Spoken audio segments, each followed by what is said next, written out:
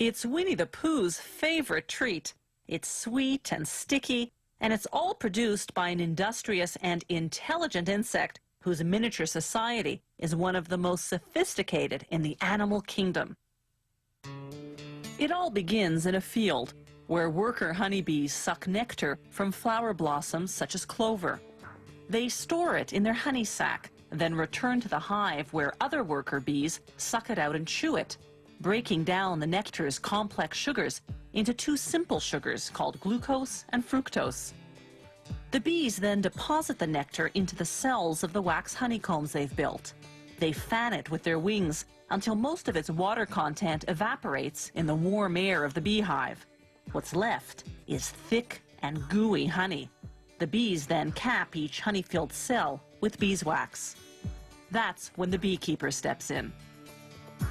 Bees will sting if taken by surprise, so the beekeeper sprays the hive with smoke from burning pine needles, a scented warning that foreigners are about to enter the hive.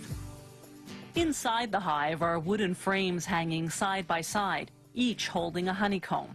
A hive can house hundreds of thousands of bees, all descendants of the prolific grand poobah of beedom, the queen bee. She's the big one in the middle. The queen bee lays up to 2,000 eggs a day, creating the workforce needed to feed and protect the colony. But the beekeeper tricks the colony's defenders. He replaces the hive's cover with a device called a bee escape, which smells like cherries. Bees dislike the scent, so most fly to the bottom sections of the hive. Another warning spray, and the beekeeper removes the bee escape. Now he can escape with the honeycombs.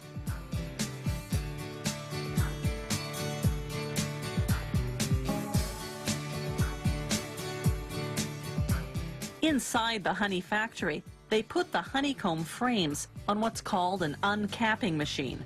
Like a razor, it shaves the wax caps off the honey-filled cells of the combs. They scrape off the remnants manually. Then they set the frames on another machine called a honey extractor. It spins the honeycombs until all the honey is forced out of the cells. Afterwards, they filter the honey to remove any pieces of wax capping that slip through. Then, the honey is ready for bottling. Some beehives contain smaller frames designed to produce honey that isn't extracted from the honeycomb. Workers remove the frame and cut the honeycomb into pieces as is with a heated knife. That seals the wax around the honey inside.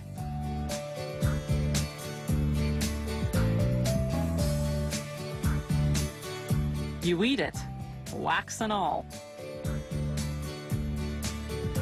The beeswax lining of the honeycomb goes to make candles, furniture polish, lipsticks, and other products.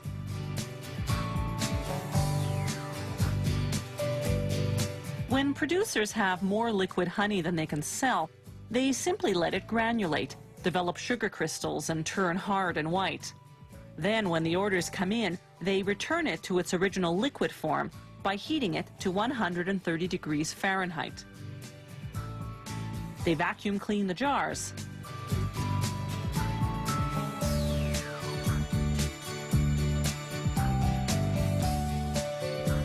Then fill them. One beehive can yield up to 7 pounds of honey in a single day. That's much more than the bees need for themselves. The surplus is what we end up eating.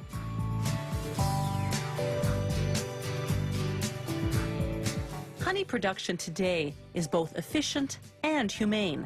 For centuries, the only way to harvest honey from hives had been to kill the bees. Then, in 1851, an American beekeeper invented a way to get the honey, yet spare the bees. His method, with the removable honeycomb frames, is the one we still use today.